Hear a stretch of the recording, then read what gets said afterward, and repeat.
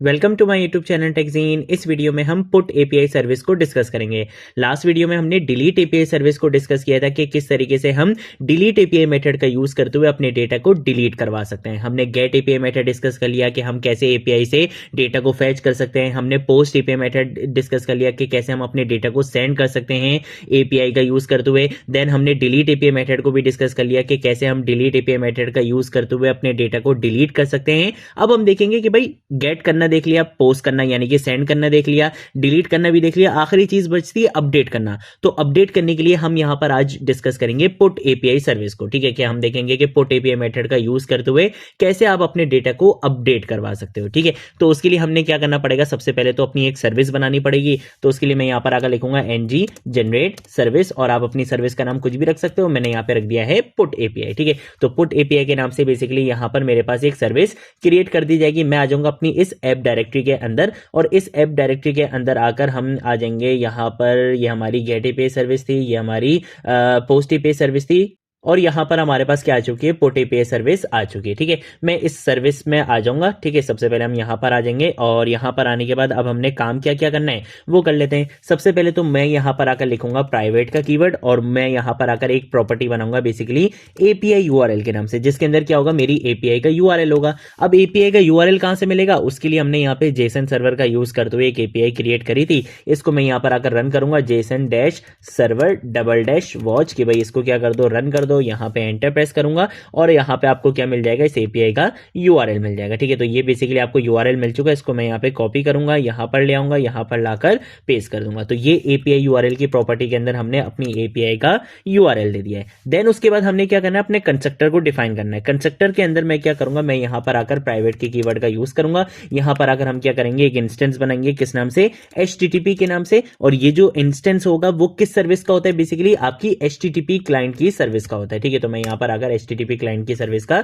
Use कर लूंगा, और ये बेसिकली मैंने यहाँ पे क्या कर लिया है, कंस्ट्रक्टर बना लिया। ठीक है, ये जो इतनी सारी लाइंस का स्पेस दे दिया था ना यार, वो जरा हम यहाँ पे हटा लेते हैं। और यहाँ पर आने के बाद हम सिंपल एक काम ये करेंगे कि हम इस तरीके से यहाँ पर आ जाते हैं। कंस्ट्रक्टर के बाद मैं यहाँ पे क्या करूंगा, अपडेट यूजर के नाम से एक मेथड बनाऊंगा, और जब भी मुझे अपडेट करना होगा तो अपडेट करने के लिए बेसिकली क्या क्या चीजें मुझे चाहिए होंगी वो मुझे यहां पे बताना पड़ेगा। देखो, दोबारा आते हैं यहां पे। अगर मुझे किसी भी डेटा को अपडेट करना है तो पहले उस डेटा को एक्सेस करना पड़ेगा। अगर मैं इस यूआरएल के थ्रू अपने डेटा को एक्सेस करता हूं तो इस यूआरएल से तो मेरे पास सारे यूजर्स आ जाएंगे, लेकिन अगर मुझे किसी यूजर के डेटा को अपडेट करना होगा तो मुझे पहले उस स्पेसिफिक यूजर को गेट करना पड़ेगा। यानी कि उस स्पेसिफिक यूजर को गेट करने के लिए हमें सिंपल क्या चाहिए होगी, उसकी आईडी। जैसे लेट सपोज यहां पर अगर मैं 2 लिखता हूं, देखो यहाँ पे ये वाला डेटा मेरे पास सिलेक्ट होकर आ चुका है। तो इसका मतलब क्या है कि यही चीज हमने प्रीवियस वीडियो में भी देखी थी कि अगर आपने किसी स्पेसिफिक डेटा को डिलीट करना है तो आपका एपीआई का यूआरएल कुछ इस तरह से रहेगा। सेम ऐसे ही अगर आपने अपने किसी भी डेटा को अपडेट करना है तो आपका जो एपीआई का यूआरएल रहेगा वो कुछ इस तरह से रहेगा। ठीक है, तो हमें यहाँ पे आईडी की जरूरत लाजमी पड़ने वाली है। तो हम यहाँ पर आकर बोलेंगे अपडेट यूजर के मेथड में कि भाई इसको क्या पास करवाएंगे, हमें एक आईडी पास करवाएंगे, उसकी टाइप क्या होगी, नंबर होगी। पहली चीज तो मैंने यहाँ पर ये बता दी है। उसके बाद मैं बोलूंगा कि भाई इसको आईडी तो चाहिए चाहिए कि भाई किस डेटा को अपडेट करना है, लेकिन इसको वो अपडेटेड वैल्यूज भी चाहिए कि भाई ठीक है पुरानी वैल्यूज ये थी लेकिन अब ये नई वैल्यूज हैं, इससे क्या कर दो, पुरानी वाली वैल्यूज को रिप्लेस कर दो, अपडेट कर दो। तो उसके लिए मैं बोलूंगा कि भाई यूजर टाइप का बेसिकली यहाँ पे क्या आएगा, हमारे पास एक पैरामीटर आएगा और इसके अंदर वैल्यूज क्या क्या होंगी मैं बता दूंगा कि भाई उसके अंदर क्या होगा, हमारे पास एक नेम होगा जिसकी टाइप क्या रहेगी, स्ट्रिंग रहेगी। और उसके बाद मैं यहाँ पर आकर कॉमा लगाऊंगा, मैं यहाँ पर कॉमा नहीं सेमीकोलन लगाना है मुझे। सेमीकोलन के बाद मैं बोलूंगा कि भाई एक और प्रॉपर्टी इसके अंदर होगी ईमेल के नाम से, उसकी भी टाइप क्या रहेगी, स्ट्रिंग रहेगी। ठीक है, और यहां पर आकर बेसिकली ये जो मेथड रहेगा बेसिकली वो किस टाइप का रहेगा, ऑब्जर्वेबल टाइप का रहेगा, क्योंकि मुझे यहां पे क्या करनी है, एसिंक्रोनस ऑपरेशन परफॉर्म करना है। ठीक है, तो मैं यहां पर आकर इसकी जो रिटर्न टाइप है बेसिकली वो क्या बता दूंगा, एनी बता दूंगा। ठीक है, तो ये चीज बेसिकली मैंने यहां पे परफॉर्म कर ली है। यहां पर आकर अब हम क्या काम करेंगे वो मैं बता देता हूं। मैं यहां पे क्या करूंगा, कॉन्स का सबसे पहले तो कीवर्ड लिखूंगा, यहां पर आकर यूआरएल के नाम से एक प्रॉपर्टी बनाऊंगा। अब अपडेट करने के लिए बेसिकली एपीआई का यूआरएल थोड़ा सा चेंज होगा। कैसे चेंज होगा, हम यहाँ पे टेम्पलेट लिटरल्स का यूज करेंगे, यहाँ पे डॉलर कर्ली ब्रेसेस का यूज करूंगा और यहां पर आकर सिंपल लिख दूंगा दिस डॉट एपीआई यूआरएल। ठीक है, कि एपीआई यूआरएल के बाद क्या आना चाहिए, स्लैश डॉलर। और यहां पर आकर मैं बोल दूंगा कि एपीआई यूआरएल के बाद क्या आना चाहिए, अगर आपने किसी भी डेटा को अपडेट करना है आईडी आनी चाहिए। जैसे मैंने आपको दिखाया था ना, एपीआई यूआरएल के बाद क्या आनी चाहिए, आईडी आनी चाहिए। और वो आईडी ऑलरेडी मुझे कहां पे मिली होगी, इस पैरामीटर में मिली होगी। तो मैं सिंपल यहां पर आकर लिख दूंगा, इस तरीके से आईडी लिख दूंगा, ठीक है। तो ये यूआरएल बेसिकली क्या बन जाएगा, मेरा वो अपडेट वाला यूआरएल बन जाएगा। यहां पर अगर मैं सिंपल क्या लिख दूंगा, रिटर्न, कि भाई ये क्या करेगा, रिटर्न करेगा, क्या रिटर्न करेगा, दिस डॉट एचटीटीपी का हम यहां पे यूज करेंगे। और कौन सा एपीआई मेथड यूज करेंगे, पुट का, कि अब हमें क्या करना है, अपने डेटा को अपडेट करना है। अब अपडेट कैसे होगा, पहली चीज तो हमें बतानी पड़ेगी अपना एपीआई का यूआरएल, और दूसरी चीज हमें बताना पड़ता है अपना बेसिकली डेटा, कि किस डेटा से इसको अपडेट करना है। तो डेटा आपको कहां पे मिल रहा होगा, इस यूजर के अंदर। तो सिंपल मैं यहां पे क्या करूंगा, अपने इस यूजर को पास करवा दूंगा। बस सिंपल इतना सा काम करना था। ये हमारा बेसिकली क्या बन चुकी है, एक सर्विस बन चुकी है, जो क्या करेगी, जब अपडेट यूजर का मेथड बेसिकली कॉल होगा तो हमें इसको दो चीजें देनी पड़ेगी। पहली तो इसको आईडी बतानी पड़ेगी कि किस स्पेसिफिक डेटा को अपडेट करना है। दूसरा, इसको हम यूजर के अंदर बेसिकली नेम और ईमेल पास करवाएंगे कि भाई ये नेम है और ये ईमेल है, इससे क्या कर दो, पुरानी वाली को रिप्लेस कर दो। लेकिन रिप्लेस करने के लिए पहले हमें उस स्पेसिफिक यूआरएल पर जाना पड़ेगा। तो उस स्पेसिफिक यूआरएल के लिए हमने यहाँ पे क्या कर लिया, इस तरीके से टेम्पलेट डिटेल्स का यूज करते हुए एक अपना यूआरएल बनाया, और उस यूआरएल को हमने यहाँ पे पुट एपीआई मेथड को दे दिया कि भाई इस यूआरएल पे जाओ और इस डेटा से क्या कर दो, उसको अपडेट कर दो। तो ये बेसिकली क्या करेगी, सर्विस हमारे डेटा को अपडेट कर देगी। ये काम तो हमने यहां पर कर लिया है। अब हमें क्या चाहिए, कंपोनेंट चाहिए। तो मैं यहां पर अगर ng जनरेट कंपोनेंट, और अपने कंपोनेंट का नाम रख दूंगा पुट एपीआई सर्विस रख दूंगा, ठीक है। आप अपने कंपोनेंट का नाम कुछ भी रख सकते हो। मैंने यहां पर आकर एक न्यू कंपोनेंट बना लिया है पुट एपीआई सर्विस कंपोनेंट के नाम से, ठीक है। अब हम आ जाएंगे यहां पर आने के बाद आपको ये मिल जाएगा पुट एपीआई सर्विस। हम यहां पर आ जाएंगे और इसकी टाइप स्क्रिप्ट की फाइल में आ जाएंगे, ठीक है। टाइप स्क्रिप्ट की फाइल में आने के बाद सबसे पहला काम हम यहां पर आकर क्या करेंगे, मैं यहां पर आकर क्या करूंगा, सबसे पहले तो एक प्रॉपर्टी बनाऊंगा। तो मैंने यहां पर आकर यूजर फॉर्म के नाम से एक प्रॉपर्टी बना ली है, जिसकी टाइप क्या रहेगी, फॉर्म ग्रुप रहेगी, ठीक है। तो मैं यहां पर आकर लिख दूंगा फॉर्म ग्रुप, के भाई फॉर्म ग्रुप की टाइप का यहां पे क्या रहेगी, एक प्रॉपर्टी रहेगी which is user form. Then उसके बाद मैं यहां पे क्या करूंगा, रिस्पॉन्स के नाम से क्या करूंगा, एक प्रॉपर्टी बनाऊंगा, जिसकी टाइप क्या रहेंगी, दो रहेंगी, या तो स्ट्रिंग रहेगी या फिर क्या रहेगी, नल रहेगी। और इसकी जो बाय डिफॉल्ट वैल्यू है, जो इनिशियल वैल्यू है, वो मैंने यहां पे नल रख दिया कि भाई रिस्पॉन्स इनिशियली क्या रहेगा, नल रहेगा। देन उसके बाद हम क्या करेंगे, यहां पे कंस्ट्रक्टर मेथड का यूज करेंगे, ताकि हम यहां पे क्या कर सकें, अपनी एपीआई की सर्विस को इंजेक्ट करवा सकें। तो उसके लिए मैं यहां पर आकर क्या करूंगा, सबसे पहले तो प्राइवेट का कीवर्ड यूज करूंगा। यहां पर आकर एफबी के नाम से क्या करूंगा, एक इंस्टेंस बनाऊंगा, और इसके लिए जो हम यहां पे सर्विस यूज करते हैं वो होती है फॉर्म बिल्डर की सर्विस, ठीक है, ताकि हम यहां पे क्या कर सकें, अपने फॉर्म के ऊपर वैलिडेशन अप्लाई कर सकें। देन उसके बाद हम यहां पर आकर एक और बेसिकली यहां पे क्या बनाएंगे, एक इंस्टेंस बनाएंगे, वो इंस्टेंस होगा हमारी सर्विस का। तो मैं यहां पर अगर लिख दूंगा यूजर सर्विस, और ये जो यूजर सर्विस बेसिकली ये जो इंस्टेंस बना रहा हूं वो किस सर्विस का बना रहा हूं, इस वाली सर्विस का। तो इस वाली सर्विस का नाम क्या था, पुट्स एपीआई सर्विस था, ठीक है। तो मैंने यहां पर आकर पुट एपीआई सर्विस इस तरीके से लिख दिया, ठीक है। तो ये देखो, ये सारी चीजें यहां से इंपोर्ट भी हो रही हैं। मैं क्या करूंगा, इस कंस्ट्रक्टर के अंदर आ जाऊंगा। इस कंस्ट्रक्टर के अंदर आने के बाद सबसे पहले हम यहां पर अगर यूज करेंगे इस यूजर फॉर्म की प्रॉपर्टी का, कि भाई इस यूजर फॉर्म की प्रॉपर्टी के अंदर हमने क्या करना है, अपने फॉर्म को क्रिएट करना है। कैसे क्रिएट करेंगे, मैं यहां पर अगर लिख दूंगा this dot FB dot group, कि भाई ये क्या करेगा, एक ग्रुप बनाएगा, और उस ग्रुप के अंदर कितनी फील्ड्स होंगी वो मैं यहां पे बता देता हूं। मैं बोलूंगा कि एक आईडी की फील्ड होगी, स्क्वायर ब्रैकेट लगाऊंगा, और यहां पर आकर क्या कर दूंगा, इसके ऊपर की वैलिडेशन अप्लाई कर दूंगा। मैं बोलूंगा कि भाई आईडी क्या रहेगी, इनिशियली नल रहेगी। यहां पर आकर मैं इसके ऊपर क्या प्रॉपर्टीज अप्लाई करूंगा, मैं बोलूंगा वैलिडेटर्स डॉट रिक्वायर्ड, कि भाई आईडी क्या रहनी चाहिए, रिक्वायर्ड रहनी चाहिए। यूजर को आईडी लाजमी बतानी है कि भाई किस डेटा को आपने अपडेट करवाना है, ठीक है। उसके बाद हम यहां पर आकर एक और प्रॉपर्टी बनाएंगे विच इज नेम, और नेम के ऊपर मैं क्या बोलूंगा कि इनिशियली क्या रहेगा, ये यहां पे एम्प्टी रहेगा। यहां पर आकर हम क्या करेंगे, दोबारा से वैलिडेटर्स का यूज करेंगे, और इसको भी मैं यहां पे क्या बना दूंगा, रिक्वायर्ड बना दूंगा। देन उसके बाद हम यहां पर आएंगे, यहां पर आने के बाद हम यूज करेंगे ईमेल का, और इस ईमेल के अंदर भी मुझे ये काम करना है कि इनिशियली ये एम्प्टी रहेगा। यहां पर आकर मैं वैलिडेटर्स डॉट रिक्वायर्ड की चेक लगाऊंगा, और यहां पर आकर एक और चेक मैं लगाऊंगा वैलिडेटर्स डॉट ईमेल का, ठीक है। तो मैं यहां पे लिख दूंगा वैलिडेटर्स डॉट ईमेल, कि भाई ये ईमेल भी रहना चाहिए और ये इस तरीके से रिक्वायर्ड भी रहना चाहिए, ठीक है। और इसके ऊपर बेसिकली ना ये हमने यहाँ पे दो वैलिडेशन अप्लाई करी है, तो ये हमारे पास इटसेल्फ एक एरे में आएगा, ठीक है। और यहाँ पर हमने यहाँ पे कुछ इस तरीके से काम कर दिया था, ये ऐसे रहेगा, और यहाँ पे ये इस तरीके से क्लोज हो जाएगा, ठीक है। तो अब यहाँ पे सारी चीजें ठीक हो चुकी हैं। मैंने क्या करा है, फॉर्म बिल्डर का यूज करते हुए अपने यूजर फॉर्म के ऊपर क्या लगा दिए, वैलिडेशन अप्लाई कर दिए, कि भाई 3 प्रॉपर्टीज होंगी, उनके ऊपर ये वैलिडेशंस मैंने अप्लाई कर दिए, ठीक है। और ये किसको असाइन करवा दिए, यूजर फॉर्म के ऊपर असाइन करवा दिया है।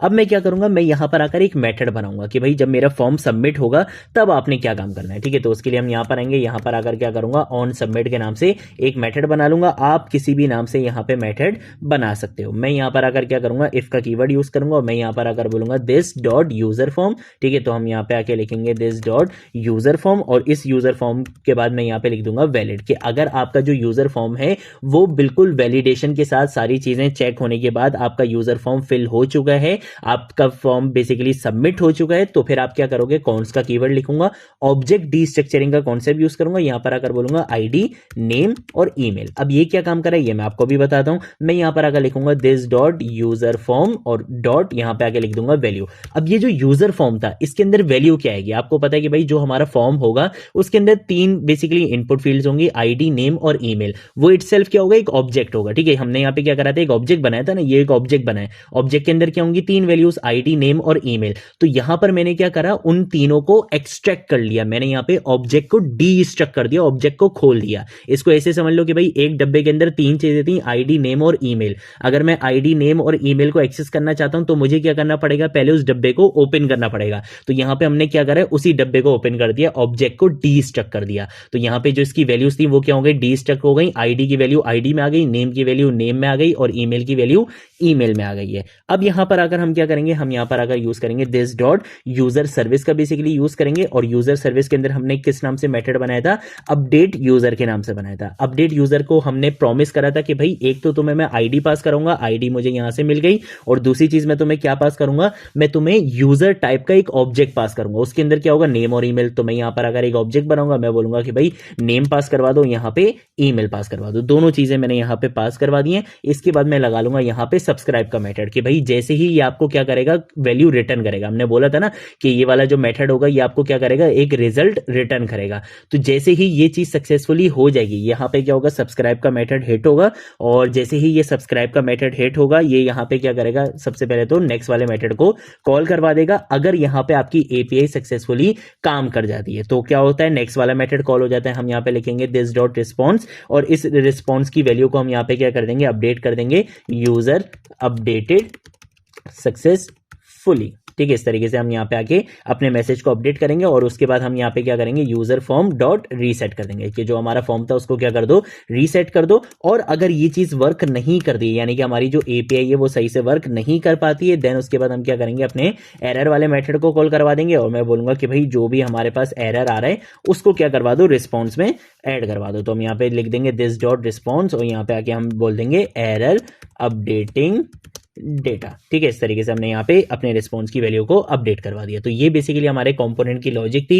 ये हमने यहाँ पे कर लिया। अब सिंपल क्या रहता है, इसका बेसिकली यूआई का पार्ट रहता है, तो यूआई के पार्ट को भी भाई जल्दी से इंप्लीमेंट कर लेते हैं। यहाँ से आके इसको हटाते हैं, यहाँ पे आके डिव एलिमेंट लगाएंगे, यहाँ पर अगर h1 का टैग लगाएंगे, और यहाँ पे लिख दूंगा अपडेट यूजर, ठीक है। या सिंपल हम यहाँ पे आके लिख देते हैं यार पुट एपीआई मेथड, ठीक है। तो पुट एपीआई मेथड, ठीक है। देन उसके बाद हम यहाँ पर आएंगे, यहाँ पर अगर मैं क्या करूँगा, फॉर्म का यूज़ करूँगा, और इस फॉर्म के अंदर मुझे यहाँ पे क्या करना है, फॉर्म ग्रुप को यूज़ करना है, ठीक है। तो मैं यहाँ पर अगर लिखूँगा फॉर्म ग्रुप मुझे यहाँ पे लिखना है, और फॉर्म ग्रुप के बाद मैं यहाँ पे बोलूँगा कि फॉर्म ग्रुप बेसिकली मेरा किस नाम से था, यूज़र फॉर्म के नाम से था, ठीक है। इसके ऊपर मैं क्या लगाऊंगा, यहाँ पे इवेंट लिस्टनर लगाऊंगा, कौन सा, एनजी सबमिट का, कि जब मेरे फॉर्म को क्या किया जाएगा, सबमिट किया जाएगा, तो आपने क्या करना है, ऑन सबमिट वाले मेथड को कॉल करवा देना है। इस फॉर्म के अंदर क्या क्या चीज़ होंगी, अच्छा ऑन सबमिट इटसेल्फ एक मेथड है, तो इसके लिए इसको इस तरीके से लिखेंगे। यहाँ पर अगर मैं क्या करूँगा, सबसे पहले तो एक लेबल कॉल करूँगा, और लेबल के अंदर इतनी सारी चीज़ें यूज़ नहीं करनी है भाई। लेबल के अंदर हमने सिंपल काम क्या करना है, लेबल के अंदर मैं यहाँ पर अगर लिखूंगा आईडी, के भाई सबसे पहले आप क्या दोगे, आईडी दोगे। आईडी के बाद हम यहाँ पे इनपुट फील्ड का यूज़ करेंगे।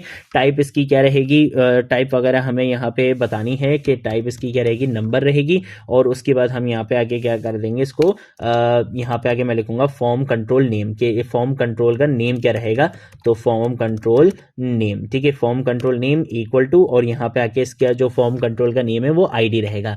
ये वाली वैल्यूज एग्जैक्ट वैसी रहनी चाहिए जो आपने अपनी सर्विस में बताई थी, ठीक है। यहाँ पे सर्विस में बताई थी, या आपकी जो एपीआई का जो बेसिकली डेटा है ये बिल्कुल उससे मैच करनी चाहिए, अदरवाइज ये सही से काम नहीं करेगा। आपकी जो एपीआई के अंदर डेटा है उसका भी क्या नाम है, आईडी, नेम और ईमेल, तो यहाँ पर भी आपने वही नाम रखना है, ठीक है। ये चीज बस आपने याद रखनी है। ये आपकी इनपुट फील्ड हो चुकी है किस किसके लिए, आईडी के लिए। देन उसके बाद हम क्या करेंगे, इसी लेबल को कंट्रोल डी करूंगा, यहां पर आकर आईडी की जगह क्या लिख दूंगा, नेम लिख दूंगा। ठीक है, तो मैंने यहाँ पे नेम लिख दिया है। यहाँ पे टाइप इसकी क्या रहेगी, टेक्स्ट रहेगी, और यहाँ पे जो कंट्रोल नेम था वो क्या रहेगा, नेम रहेगा। देन उसके बाद यहाँ पे आईडी की जगह हम ईमेल लिखेंगे, टाइप इसकी क्या रहेगी, ईमेल रहेगी। आप यहाँ पे टेक्स्ट भी लिख सकते हो, ईमेल भी लिख सकते हो, और यहाँ पे इसका जो फॉर्म कंट्रोल का नेम है वो क्या रहेगा, ईमेल रहेगा। फॉर्म के बाद हम यहाँ पर आकर क्या करेंगे, इफ डायरेक्टिव का यूज करेंगे, और मैं बोलूंगा कि अगर रिस्पॉन्स के अंदर कोई भी वैल्यू आती है तो पैराग्राफ टैग के अंदर क्या करना, रिस्पॉन्स को डिस्प्ले करवा देना। कंट्रोल ऐसे नहीं डिस्प्ले करवाना, हम यहाँ पे इंटरपोलेशन का यूज करेंगे, अब वो डिस्प्ले होगा। ठीक है, अब यहाँ पे एक एरर आता है, वो बेसिकली एरर ये बोलता है कि आपको अपने कंपोनेंट के अंदर इंपोर्ट करवाना पड़ेगा, किसको, रिएक्टिव फॉर्म्स को। ठीक है, तो हम यहाँ पे आके रिएक्टिव फॉर्म मॉड्यूल को इंपोर्ट करवा लेंगे, तो अब मेरे पास कोई एरर नहीं आएगा। मैं सिंपल क्या करूंगा, app.component.html की फाइल में आके यहाँ पर आकर अपने कंपोनेंट को कॉल करवा लूंगा। ठीक है, तो मेरे कंपोनेंट का क्या नाम था, app-port API सर्विस, तो इसको मैंने यहाँ पे इस तरीके से कॉल करवा लिया है। कंट्रोल से सेव करूंगा, इसकी टाइप स्क्रिप्ट की फाइल में आऊंगा, यहाँ पर भी आकर ये इंपोर्ट हो चुका है, इसको सेव कर लूंगा। ठीक है, यहाँ पर आकर हम क्या करेंगे, npm start की कमांड से अपनी एप्लीकेशन को रन कर देंगे। अगर आप लोगों ने अभी तक इस एंगुलर 19 की प्लेलिस्ट को एक्सेस नहीं करा है तो भाई जल्दी से इस प्लेलिस्ट को एक्सेस कर लो, ज्यादा से ज्यादा शेयर करो, क्योंकि यहाँ पर आपको एंगुलर 19 बिल्कुल स्टार्टिंग से लेकर एंड तक सिखाई जाएगी। ठीक है, तो अब हम वापस यहाँ पे बैक आ जाते हैं। ये मेरी एपीआई है, बेसिकली मैं क्या करूंगा, अपने डेटा को अपडेट करूंगा। ठीक है, तो मैंने यहाँ पे अपनी एप्लीकेशन बेसिकली रन कर दी है। तो देखो यहाँ पे मेरी एप्लीकेशन रन हो चुकी है, और अगर हम यहाँ पर आते हैं तो देखो यहाँ पे आ चुका है पुट एपीआई मेथड, इस तरीके से लिखा हुआ आ चुका है। ठीक है, यहाँ पे आईडी आ रही है, नेम आ रही है और ईमेल आ रही है। आईडी मुझे बतानी पड़ेगी कि किस डेटा को अपडेट करना है। तो लेट सपोज मैं अपडेट करना चाहता हूँ अली के डेटा को, मैं यहाँ पे क्या करूंगा, अली की आईडी पास करवाऊंगा 2, मैं इसके नेम को अपडेट करूंगा, मैं इसका नेम यहाँ पे अली की जगह कर देता हूँ, हमजा कर देता हूँ। ठीक है, तो मैंने यहाँ पर आकर हमजा कर दिया, और इसकी ईमेल भी क्या करूंगा, यहाँ पे अपडेट करूंगा, hamza@gmail.com मैंने यहाँ पे कर दिया है। ठीक है, अच्छा मैंने मजे की बात, मैंने बटन तो लगाया ही नहीं है। अच्छा शाबाश, अच्छा जी, तो जरा हम वापस आते हैं। मैं सबसे पहले क्या करूंगा, यहाँ पर आऊंगा अपनी इस HTML की फाइल में, यहाँ पर आकर मुझे क्या करना है, अपने फॉर्म के अंदर ही यहाँ पर एक बटन बनाना है। ठीक है, तो हम यहाँ पर आकर क्या करेंगे, बटन के बेसिकली इसको इस तरीके से यूज करेंगे। बटन की जो टाइप रहेगी वो क्या रहेगी, सबमिट रहेगी, कि ये क्या करेगा, आपके फॉर्म को सबमिट करेगा, और इसको इनिशियली हम यहाँ पे क्या रख देंगे, डिसेबल रख देंगे। ठीक है, डिसेबल ये कब तक रहेगा, जब तक आपके जो यूजर फॉर्म है उसकी वैल्यू क्या रहती है, इनवैलिड रहती है। ठीक है, तो हम यहाँ पे आके लिखेंगे यूजर फॉर्म डॉट इनवैलिड, के जब तक ये इनवैलिड रहेगा तब तक आपने क्या करना है, अपने बटन को डिसेबल रखना है। यहाँ पर अगर मैं क्या कर दूंगा, अपडेट यूजर, इस तरीके से यहाँ पे एक बटन बना लूंगा। ठीक है, सेव करेंगे, हम वापस आते हैं यहाँ पे। यहाँ पर आने के बाद अब देखते हैं कि हमारी एप्लीकेशन में कोई एरर आता है या नहीं आता। ठीक है, तो देखो यहाँ पे अब हमारी एप्लीकेशन में कोई भी एरर यहाँ पे नहीं आ रहा है, मेरा पेज भी रिफ्रेश हो चुका है। वापस हम यहाँ पर आकर अपनी एप्लीकेशन को एक बार रिलोड भी कर देते हैं। यहाँ पर अगर मैं क्या करूंगा, सबसे पहले आईडी बताऊंगा। आईडी मैंने बता दिया अली की 2, यहाँ पर अली का नाम हमने अब अपडेट करना है हमजा से, और इसकी जो ईमेल है वो हम यहाँ पे रख देंगे hamza@gmail.com, ये मैंने यहाँ पे रख दिया है। अपडेट यूजर के बटन पे क्लिक करूंगा, यूजर अपडेटेड सक्सेसफुली आ चुका है। यहाँ पर आकर क्या करूंगा, इसको अपडेट करूंगा। देखो यहाँ पे हमारा अपडेटेड रिजल्ट शो हो चुका है, और अगर हम यहाँ पर भी आते हैं, यहाँ पर आकर आप देख सकते हो हमारा जो रिजल्ट था वो अपडेट हो चुका है। तो ये बेसिकली हमारे पास कॉन्सेप्ट होता है पुट एपीआई मेथड का। इस तरीके से हम क्या कर सकते हैं, अपने डेटा को अपडेट कर सकते हैं। अगर कोई चीज नहीं समझ आए, नीचे कमेंट सेक्शन में पूछ लेना, सोशल मीडिया अकाउंट्स पे पूछ लेना, मैं जरूर आप लोगों को रिस्पॉन्ड करूंगा। अब हम मिलेंगे नेक्स्ट वीडियो में नेक्स्ट टॉपिक के साथ, तब तक के लिए बाय बाय।